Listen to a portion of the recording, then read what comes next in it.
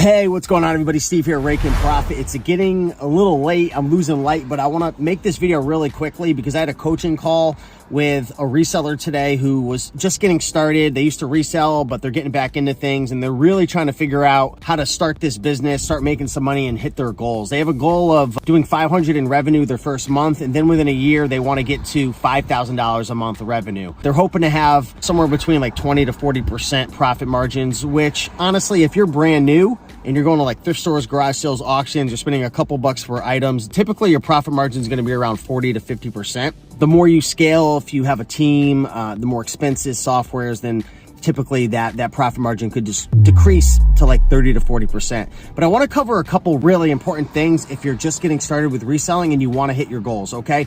Number one, and again, I'm going to be moving quickly, you got to make sure that you spend time studying and researching items. Obviously, we all know you have to have knowledge. This business comes down to your knowledge. You have to be able to identify profitable items. You have to identify items that have value. And obviously, you've got to be creative in terms of finding ways to source these products, because that's why you're getting paid. You're getting paid for the value you're bringing to the market. You're bringing these items, which you're sourcing for less, to the market, and you're making your profit. But the biggest issue that resellers have is they kind of box themselves in to maybe a couple items they're passionate about, or just maybe a couple niches. And hey, you know, if you live in an area where you can crush clothes or crush books, like in my area in the Northeast in Connecticut, then go for it. But a lot of times, you know, resellers don't have one specific item they could just attack. So you really need to spend time studying the sold listings. You know, I've created the reseller handbook. Check that out, invest in that. Open up the Google Lens app and scan and analyze as many items at thrift stores, garage sales, look things up. Watch YouTube videos. You've got to invest in your education, because at the end of the day, you're literally losing money if you're passing up on opportunities. You know, you might not understand a certain brand and maybe you pass on it, right? At a store, at a thrift store, at a garage sale, because you don't know about it, and you're, you know, essentially taking $50, $60, $70, $100 profit out of your pocket because you don't know, right? So knowledge is the key to this business. So once you really focus on the foundation of knowledge, what you really need to focus on is the numbers. This business is a numbers game. If you want to hit, let's just say, you know, $1,000 a month or $1,200 a month in revenue, and let's just say you want to have a 40% profit margin, let's focus on revenue, because the profit will be there if you buy smart. If you want to hit a certain revenue, you need to focus on a couple of things. Number one, you have to focus on your average selling price. Number two, you have to focus on your number of listings that you have in your store.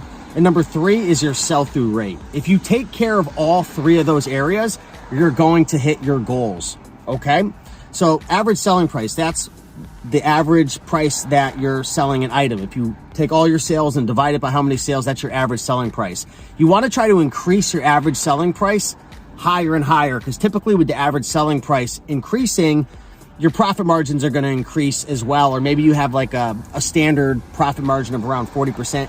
That should increase, okay? So you want to be focusing on items that have high profit margins. A big mistake that a lot of people make when they're new resellers is they increase their inventory, right? Which is number two. You've got to increase the amount you list and increase your inventory. But the issue is a lot of their items are only $2, $3, $4 profit. And what it creates is kind of an issue in their business, because they're spending all their time listing these items, and when it sells, it's kind of like, oh man, now I got to ship this item and provide customer service, and I'm only going to make $2 or $3 profit.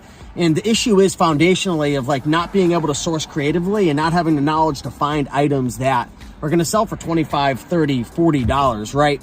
When you're dealing with, you know, items that only make a couple dollars profit to sell for $8 or $9, if you don't have your systems dialed in, if you don't have a team, you're spending all your time just processing and listing versus, you know, what's important, which is sourcing, right? And of course, building your inventory, okay? So the foundation is your knowledge, okay? Number two is try to increase that average selling price. Try to really avoid those low ticket items when you're new, because it's just not going to motivate you. Okay, number three, you've got to increase your amount of listings. Now, I know it's hard because you're probably thinking, well, how am I going to increase my amount of listings? I can't find any inventory. You've got to get creative with your sourcing. If you're a bookseller, Just as an example, don't just go to thrift stores. Post on Nextdoor app, post on Facebook, source off of eBay, go to library sales, go to flea markets, go to auctions, go to garage sales, purchase a pallet from Pallet IQ. There's so many different ways. You have to get outside your comfort zone. If something's not working, you've got to find more ways, okay? So you've got the knowledge, right? You're buying items that have a good ASP and average selling price. You're increasing the amount of your listings. And the last part is making sure that you have a good sell-through rate, right? You could have an item. Let me ask you a question. If you could purchase an item that's going to make you $100 profit versus an item that's going to make you $50 profit, which one would you buy? You're probably going to say the $100 profit, of course. But what if that $100 profit item only sells one time per year and the one that has a $50 profit sells 100 times a year? I'm going with the 50 all day long. Why? Because when you're new, not only is your motivation important, but also your cash flow is super important.